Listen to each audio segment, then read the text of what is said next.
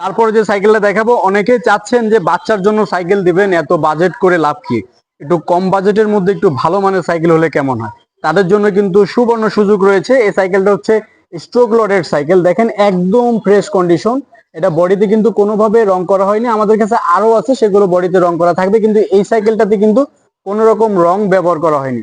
Stroke লোডের এই ধরনের সাইকেল কিন্তু আমাদের কাছে 12 ইঞ্চি, 16 ইঞ্চি, 20 ইঞ্চি, 24 ইঞ্চি, 26 ইঞ্চি সকল ধরনের সাইকেল কিন্তু পেয়ে যাবেন স্ট্রোক লোডের।